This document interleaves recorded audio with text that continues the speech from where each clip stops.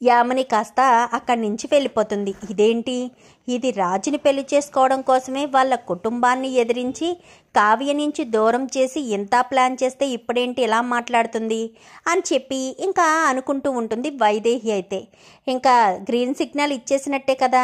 వెంటనే ఇందిరాదేవికి ఫోన్ చేస్తాడు. అమ్మమ్మ నానమ్మ అని చెప్పనేసరికి ఏంట్రా మనవడా అని చెప్పాను, కానీ కళావతి గారికి రేపే ప్రపోజ్ చేయబోతున్నాను అని చెప్పనేసరికి ఆ మాటలు కాస్త యామిని వింటుంది. మరుసటి రోజు ఉదయాన్నే కళావతిని ఎక్కడికి వెళ్ళొద్దని ఇందిరాదేవి చెప్తుంది. చెప్పేసరికి అప్పుడే స్వప్న హాస్పిటల్కి వెళ్ళొస్తాను కావ్య అని చెప్పాను, కానీ నేను వస్తానక్క అని చెప్పనేసరికి రామ్ గారు వస్తారు అని చెప్పావు కదా, ఎందుకు నువ్వు ఇంట్లోనే ఉండు, నేను పర్వాలేదు నేను వెళ్తాను అని చెప్పాను, కానీ ఒంటరిగా ఏం వెళ్తావక్క పాపతోటి అని చెప్పనేసరికి పర్వాలేదు నేను వెళ్తానని చెప్పి వెళ్తుంది. వెళ్ళేసరికి ఇంకా కావ్య ఇంట్లోని ఎదురు చూస్తూ ఉండగా ఆయన ఫోన్ చేసి ప్రపోజ్ చేస్తారు అని సంబరపడిపోతూ ఉంటుంది. ఈలోపు యామిని కాస్త ఫోన్ చేసి, ఏంటి ఇప్పుడు రాజు వచ్చి నీకు ప్రపోజ్ చేస్తాడు, నువ్వు రాజుకి ఎస్ చెప్పేసి ఇద్దరు పెళ్లి చేసుకుని సంతోషంగా ఉండిపోదామనుకుంటున్నారా, మరి నేనేం చెయ్యాలి? రాజ్ మీదే ఎన్నో ఆశలు పెంచుకుని ఇంత ప్లాన్ చేసి ఇంత పగడ్బందీగా అంతా చేస్తే నేను వదిలేసుకోవాలా?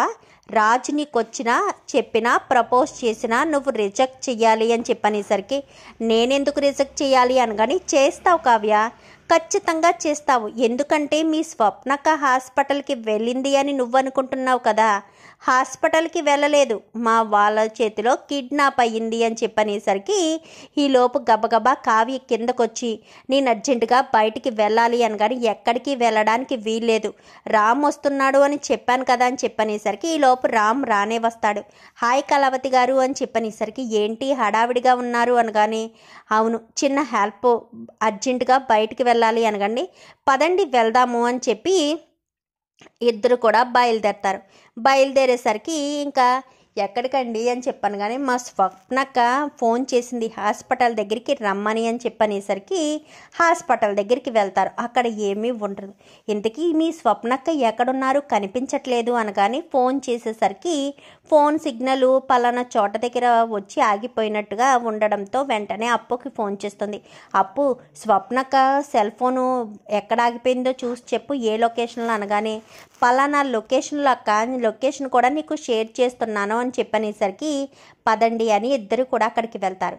వెళ్ళేసరికి ఇదంతా ఏంటి ఏదో పాత ఓల్డ్ ఫ్యాక్టరీలా ఉంది అనగాని కిడ్నాప్లు ఇక్కడే కదా చేస్తారు అనగాని కిడ్నాప్ ఎవరిని చేశారు అనగాని ఇంకెవరిని మా అక్కని అని చెప్పనేసరికి ఏం మాట్లాడుతున్నారు కళావతి గారు అని చెప్పాను, కానీ అంతా మీకే తెలుస్తుంది అని చెప్పి ఇంకా లోపలికి వెళ్ళేసరికి ఒక కర్ర తీసుకుని ఇద్దరు కూడా వెళ్ళి ఇంకా అక్కడ చుట్టూ ఉన్న రౌడీలను కొట్టి స్వప్నను కాపాడతారు. రౌడీలను పట్టుకుంటాడు రాజు. అయితే చెప్పు చెప్పు అంటూ ఇంకా వాళ్ళని చిత్త కొడతాడు రాజు. కొట్టేసరికి మిమ్మల్ని ఎవరు పంపించారు, స్వప్న గారిని ఎవరు కిడ్నాప్ చేయించమని చెప్పారు, చెప్పండి చెప్పండి అనగానే మాకు తెలియదు అనగాని చెప్తారా చెప్పరా అంటూ రాజు గట్టి కొట్టేసరికి యామిని మేడం పంపించారు అని చెప్పాను, కానీ అప్పుడే యామిని కాస్త వాళ్ళకి ఫోన్ చేస్తుంది.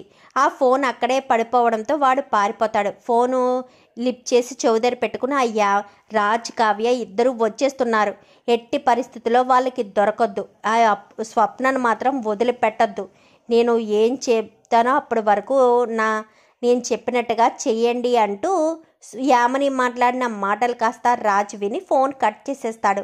ఏంటండి ఫోన్లో ఎవరు కిడ్నాప్ చేయమన్నారు అనగానే యామిని అని చెప్పనేసరికి ఏంటి యామినియా, ఏంట్రామ్ నిన్ను కావ్యని విడదీయడానికి యామిని ఇంకా కుట్రలు చేస్తుందా? ఆ రోజు నిజానికి రఘుకి డబ్బులు ఇవ్వడం నిజం, అది వీడియో తీయడం నిజం, కానీ ఆ వీడియో డిలీట్ అయిపోయింది, దానికి మేమేం చేయాలి?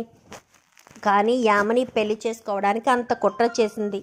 నువ్వు సరైన సమయానికి యామినిని ఇష్టపడడం లేదని, యామిని అంటే నాకు ఇష్టం లేదు కళావతి గారంటేనే ఇష్టం అన్నట్టుగా నువ్వు అక్కడి నుంచి వచ్చేయడం మంచిదైంది. ఎప్పటికైనా అర్థమైందరా యామిని ఎంత కుట్ర చేసిందో? యామినియే ఇదంతా చేసిందని నమ్ముతావా? నన్ను కిడ్నాప్ చేసి ఇప్పుడు కళావతిని ఆడించడానికి ఇదంతా చేసింది. నిన్ను నా చెల్లెల్ని విడదీయడానికి యామిని ఇంత కుట్ర చేసిందంటూ స్వప్న మాట్లాడేసరికి ఇంకా కావ్య కాస్త ఏం మాట్లాడదు. పదండి ఇంటికి వెళ్దామని ఇంటికి వెళ్తారు. ఇంటికి వెళ్ళిన తర్వాత నేను మళ్ళీ వస్తాను అంటూ రాజు గుమ్మంలోంచి వెళ్ళిపోతాడు. ఇదేంటి ఎక్కడికి వెళ్తున్నారు అనగానే ఆ యామనితో తేల్చుకోవడానికి వెళ్తున్నారు. ఆయనకి యామని రెడ్ హ్యాండెడ్గా దొరికిపోయింది కదా అని చెప్పి ఆ కావ్య అనేసరికి ఇంకా రాజు ఇంటికి వెళ్తాడు. ఇంటికి వెళ్ళేసరికి ఏంటి యామని టెన్షన్ పడుతున్నావు అని చెప్పాను కానీ నేనెందుకు టెన్షన్ పడతాను బావా అని చెప్పాను కానీ రౌడీ వాళ్ళు స్వప్న గారిని కిడ్నాప్ చేశారా లేదా అని టెన్షన్ పడుతున్నావేమో అని చెప్పాను కానీ కిడ్నాప్ ఏంటి బావా అని చెప్పాను కానీ చెంప చెల్లు మనిపిస్తాడు. నువ్వు ఆ రౌడీ ఓడ్ అనుకుని నాతోనే మాట్లాడావు, ఆ ఫోన్ కూడా నా దగ్గరే ఉందంటూ ఫోన్ని కాస్త తీసి చూపించేసరికి ఒక్కసారిగా షాక్ అయిపోతుంది యామిని. అది బావా అని చెప్పాను కానీ నువ్వు మారవా యామిని, నాకు నువ్వంటే ఇష్టం లేదు అని చెప్తుంటే నీకు అర్థం కావట్లేదా ఏంటి? నేను కళావతి గారిని ప్రేమించాను, కళావతి గారినే పెళ్లి చేసుకుంటాను, ఇక్కడ ఒక్క క్షణం కూడా ఉండను. మీరు నన్ను చిన్నప్పటి నుంచి పెంచారని మీరు చెప్తున్నారేమో కానీ నా మనసు కనిపించడం లేదు. నా తల్లిదండ్రులు లేరని మీరు చెప్తున్నారేమో, నా మనసు దాన్ని అంగీకరించడం లేదు.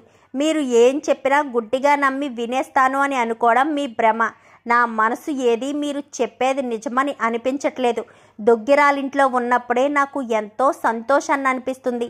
వాళ్ళంతా నాకు తెలిసిన వాళ్ళు, నా ఆత్మ బంధువులు, నా రిలేటివ్స్ అని నా మనసు కనిపిస్తుంది.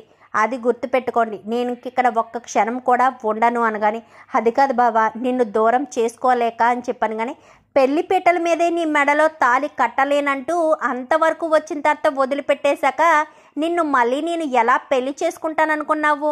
కళావతి గారు నన్ను ప్రేమిస్తున్నారన్న విషయం నాకు తెలుసు.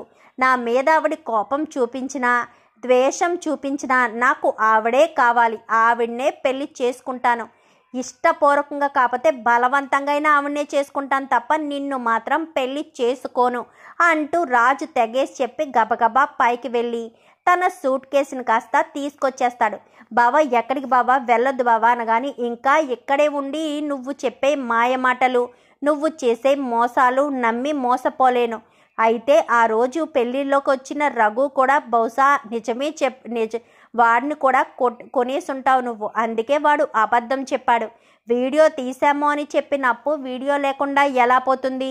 నువ్వే ఏదో కుట్ర చేసి వీడియోని డిలీట్ చేసి ఉంటావు అని చెప్పి ఇంకా రాజు కాస్త యామినిని చీకొట్టి అక్కడి నుంచి బ్యాగ్ తీసుకుని వెళ్ళిపోతాడు. ఏంటి యామిని ఎలా జరిగింది అనగానే నాకేం తెలుసు మమ్మీ ఇలా జరుగుతుందని. ఆ స్వప్నాన్ని కిడ్నాప్ చేసి బావను రిజెక్ట్ చేస్తే బావ మళ్ళీ నా దగ్గరికే వస్తాడు కదా అనుకున్నాను అని చెప్పాను కానీ అసలు నువ్వు రామ్ గురించి చాలా తక్కువ అంచనా వేశావు. పెళ్లి పీటల వరకు వచ్చి మంగళసూత్రం నీ మెడ దాకా పెట్టాక కూడా పెళ్లి చేసుకోను అని చెప్పాడు అంటే కావ్య మీద తనకెంత ప్రేమ ఉందో ఒక్కసారి ఆలోచించు. రామ్ని నువ్వు కావ్యని ఎప్పటికీ విడదీయలేవు. కావ్య పెళ్లి ఆపను అని చెప్పినట్టుగానే పెళ్లి ఆపలేదు కదా. కానీ రాజే తన మనసుని మోసం చేసుకోలేక పెళ్లి ఆపేశాడు. అది నువ్వు అర్థం చేసుకోవట్లేదు యామిని. రాజ్ కావ్యాలను విడదీయడం నీ వల్ల కాదు, నీ వల్ల కానే కాదు అని చెప్పి ఇంకా తన తండ్రి గట్టిగానే వార్నింగ్ ఇస్తాడు. మరి ఇప్పుడు యామిని అయితే ఆలోచనలో పడుతుంది. రాజ్ బ్యాగ్తో సహా అక్కడికి వెళ్ళిపోవడంతో అందరూ కూడా చాలా సంతోషిస్తారు. ఏంట్రామ్ నువ్వు ఇక్కడికి వచ్చేసావా అనగానే అవునమ్మా, శాశ్వతంగా ఇక్కడికే వచ్చేసాను, మీకేం అభ్యంతరం లేదు కదా అని చెప్పనేసరికి ఏంట్రామ్ ఏం మాట్లాడుతున్నావు? నువ్వు ఇక్కడికి రావడం మాకెందుకు అభ్యంతరం ఉంటుంది? నువ్వు ఇక్కడికి రావడం మాకు చాలా సంతోషంగా ఉంది అని చెప్పి అందరూ అనేసరికి రాజు చాలా సంతోషంగా లోపలికి వచ్చేస్తాడు. కావ్య మాత్రం కంగారు పడుతూ ఉంటుంది. యామిని ఇంకెన్ని కుట్రలు చేస్తుంది? ఇప్పుడు ఆయన అక్కడి నుంచి వచ్చేశారు, ఇప్పుడు ఎలాంటి కుట్ర చేస్తుంది? వీలైనంత తొందరగా ఈయనకు నాకు పెళ్ళి జరిగిపోవాలి అని చెప్పి ఇంకా కావ్య అయితే అనుకుంటుంది. మరి యామిని ఎలాంటి కుట్ర చేసి రాజు కావ్యాలను కలవకుండా చూస్తుంది? చూద్దాం మరి రాబోయే ఎపిసోడ్స్లో ఏం జరుగుతుందో. వీడియో నచ్చితే లైక్ చేయండి, ఛానల్ని సబ్స్క్రైబ్ చేసుకోండి, పక్కనే ఉన్న బెల్ సింబల్లో ఆల్ పై క్లిక్ చేయండి. Thank you for watching.